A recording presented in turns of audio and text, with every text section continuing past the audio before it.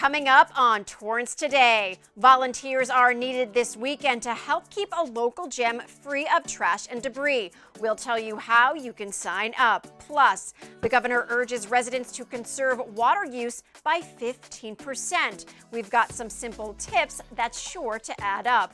Then a favorite city cable program returns this month. We'll give you a sneak peek inside what's cooking at this local business that's sure to leave you hungry. All this and more coming up right now on Torrance Today.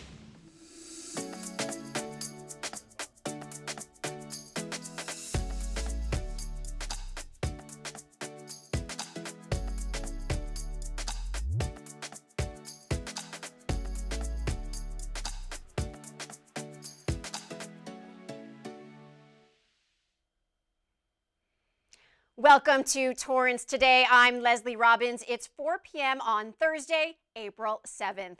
A lot is happening in local news and around the region, but first let's get to this record-setting heat wave. I hope you stayed cool today as Southern California continued to heat up. According to the National Weather Service, some areas of the Southland are seeing triple digits today. While the coastal communities enjoyed the sea breeze, parts of the Valley and Inland Empire saw temperatures above 100 degrees. Now, when temperatures reach above 90 degrees, designated cooling centers in Torrance are open to offer residents a place to get indoors and out of the heat. In Torrance, the designated cooling centers on standby to open should it reach above 90 tomorrow are the Katie Geisert Civic Center Library and library branches, along with the Bartlett Senior Center.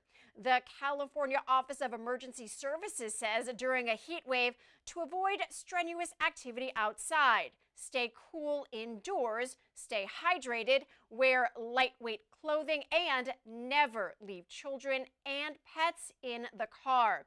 Today and Friday are expected to be the warmest days this week, with temperatures falling significantly by the weekend.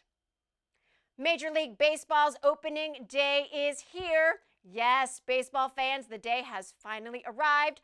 From Torrance to all across Los Angeles, fans are excited to cheer on their LA teams, the Dodgers and Angels. The Angels face off against the Houston Astros tonight.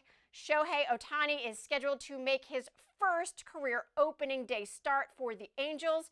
And on Friday, the Dodgers play the Colorado Rockies, with Walker Buehler making his first career opening day start. He's only the fourth Dodgers opening day starter since 2010. Clayton Kershaw has gotten the task 9 times. California Governor Gavin Newsom is urging residents to reduce water use by 15%. Newsom spoke at Lopez Lake in San Luis Obispo County recently to share the growing challenges of a drought and the effects it will have throughout the summer and fall. The State Water Resources Control Board released figures showing that even during a third year of drought, Californians have been slow to increase conservation efforts. Just a week ago, Newsom issued an order for urban water suppliers to implement more aggressive conservation measures, requiring them to activate Level 2 of their local drought contingency plans in preparation for the shortage. The governor also directed the State Water Board to consider a ban on watering non-functional grass at businesses and other properties. State officials shared new data this week that showed per capita residential water use in February, which averaged 74 gallons per day, one of the highest amounts in nearly a decade. Well, the Wyland Foundation's National Mayor's Water Challenge returns just in time to inspire residents and business owners to be more water conscious. Mayor Patrick Fury is challenging the community to sign up and pledge to make even the smallest change in water use habits around the house and at work.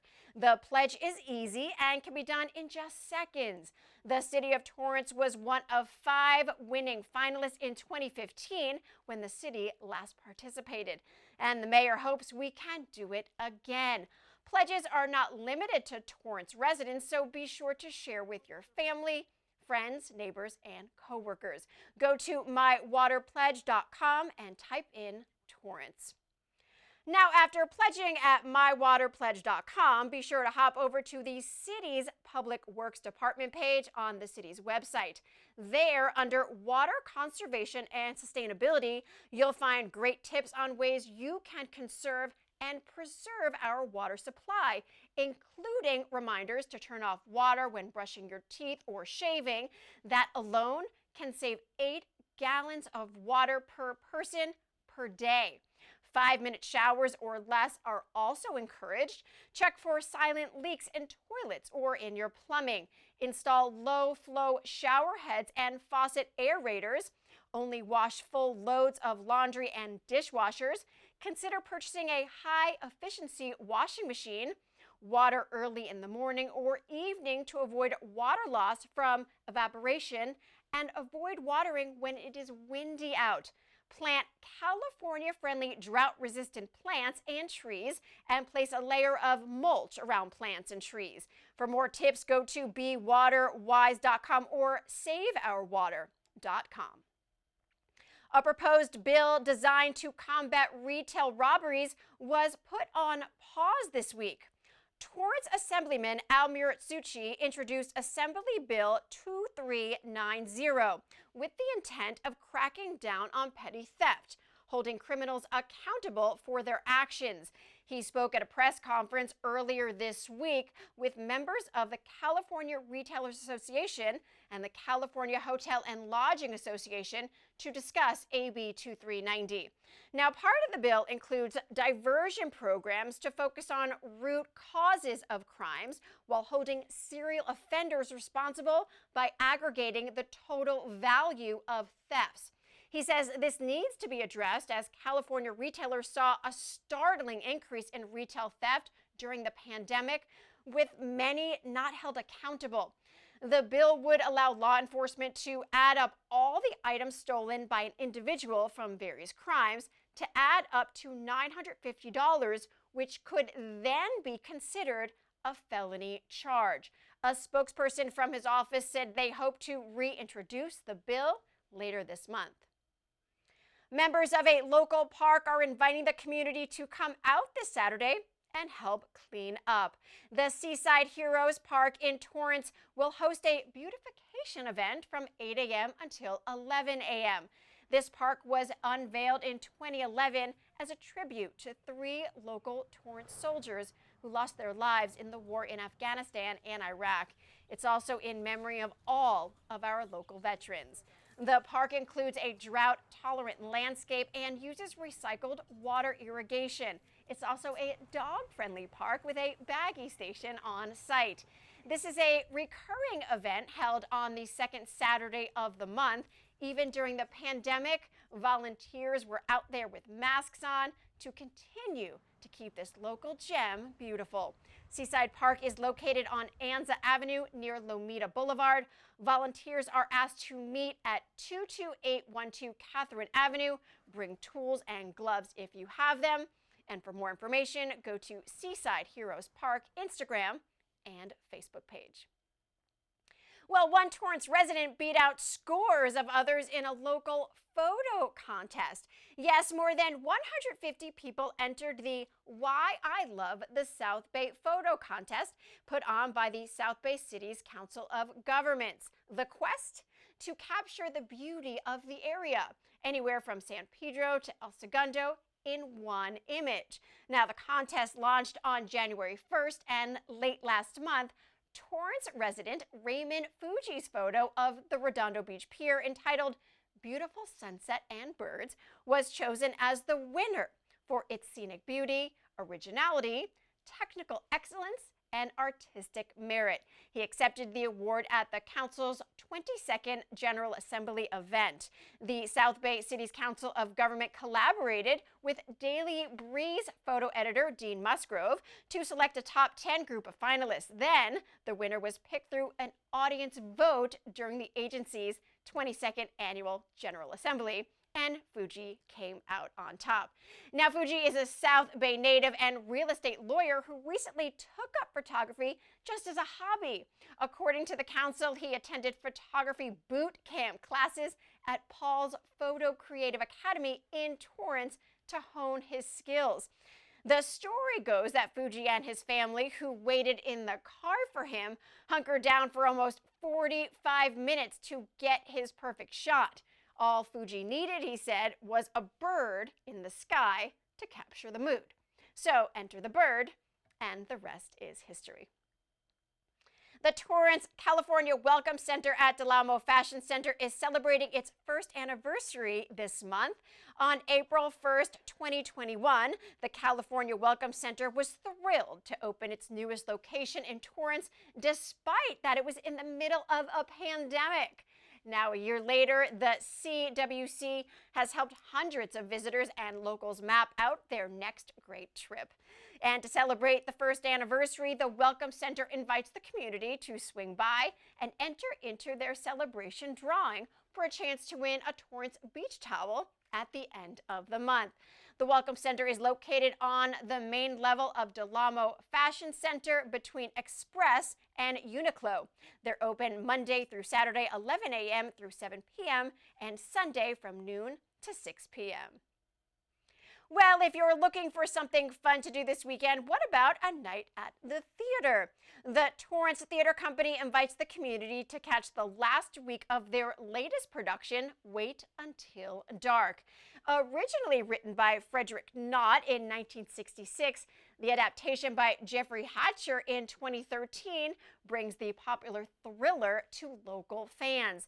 The last 3 shows take place this weekend. The Torrance Theater Company is located at 1316 Cabrillo Avenue in downtown Torrance. The Torrance Theater Company is a program of the city's Cultural Services Division. The Torrance Women's Club held their annual luncheon yesterday honoring their past presidents, and I had the honor to host and moderate this beautiful event. There's nothing like being in a room full of strong, independent, amazing women. And I am honored and humbled to even be in all of your presence, so thank you for having me. We're going to do a panel of the past presidents of the Torrance Women's Club. These ladies gave just a tremendous amount of time and service from their lives to make the community better. And so today we once a year look back and honor them for their legacy. And we have women who were in the club in the 60s and 70s who were young mothers together, who've had their children grow up together. So being separated really was difficult for them, and when you get them all together back again in the same room, it's like a reunion. I joined past presidents from the 70s, 80s, and present day on a panel as they reflected on some of their fondest memories at the helm of this wonderful organization. Laughs were had, tears were shed, but most of all, these women were just so happy to be sharing in this moment. A moment together that hasn't been possible in 2 years because of the coronavirus pandemic. And prior to the panel discussion, as you can see, the women got to enjoy a lovely lunch together. The Torrance Women's Club was founded in 1921 with the organization celebrating their centennial just last year. The nonprofit philanthropic organization helps to not only fundraise to help various charities and fund scholarships, but they've also donated thousands of hours of their time to many of these charities. To learn more about this great organization, go to torrancewomensclub.org. Los Angeles County announced the launch of a pilot program helping to fill the gap in health inequities among those in need.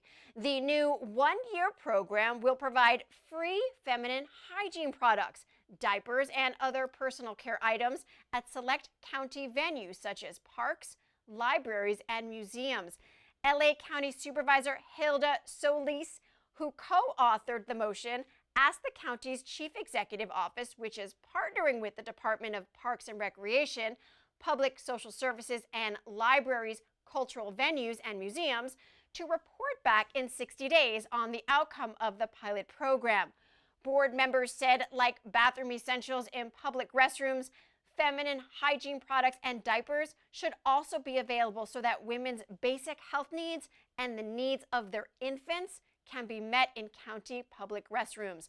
The motion says the average woman spends $13.25 per month on feminine products, according to a recent study, and also directed the county to support federal and state legislation to reduce the cost of these items and provide additional federal and state funds to cover the cost of these free products to low-income residents.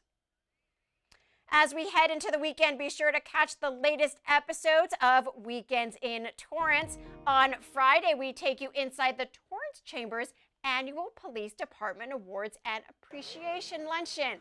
This year, the event was held at the Doubletree Hotel, where the Chamber's exemplary partnership with the police department was recognized. Then, if you missed the Cherry Blossom Festival at Columbia Park, we've got a front row seat for you that you won't want to miss. The local tradition, which was on hiatus for 2 years due to the pandemic, returned with a warm welcome and large turnout. The afternoon featured a variety of performances celebrating the Asian cultures and the beginning of spring.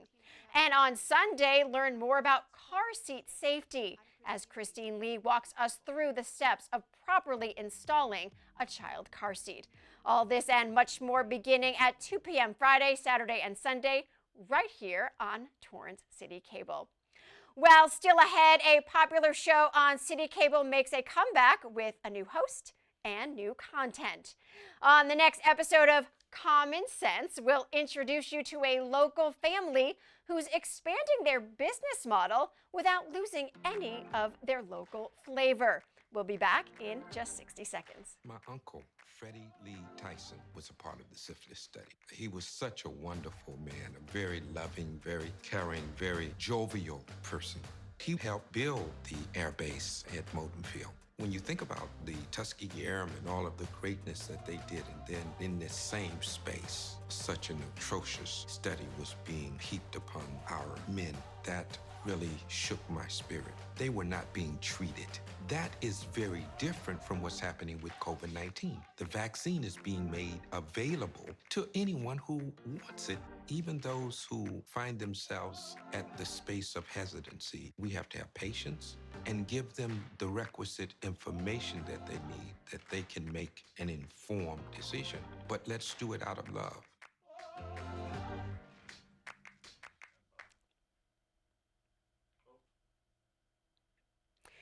Welcome back. Well, before the break, we asked you, what do restaurants Gaetano's, Bettalino Kitchen, and Pacini all have in common? Well, besides great food. Well, the answer is the Giuliano family. And at the end of each show, we like to share inspiring stories in line with the theme of the day. On Thursdays, we like to tease what's ahead in our community and or on our channel. Today, we're excited to announce the return of one of City Cable's most popular programs, Common Sense, with myself at the helm.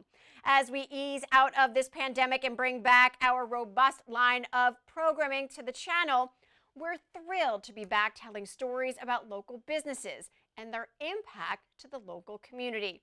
Be sure to tune in as we take you behind the scenes and take a deep dive into some of the coolest companies that call Torrance home. From the small mom and pop shops to some of the most high-tech industries, this is an exclusive pass you'll only find on Torrance City Cable.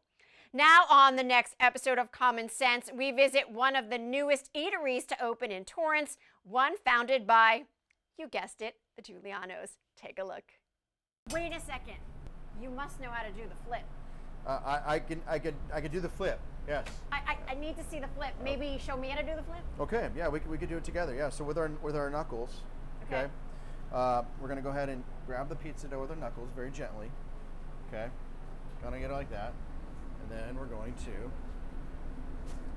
just give it a nice flip up in the air, just like that. There you go.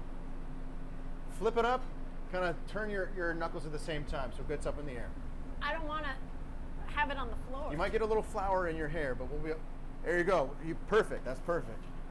Be sure to keep an eye out for the next episode of Common Sense featuring Pacini Italian Takeout. And if you'd like to have your business featured, be sure to reach out to us. Email us at commonsense@torranceca.gov. Common Sense airs daily at 10:30 a.m. and 8:30 p.m. Well, that is our show for today. Let us know if you have a positive story to tell by emailing us at torranceca@torranceca.gov. Thank you so much for joining us. We'll be back here on Monday with more news from and for our Torrance community. Have a great day, and we will see you again soon.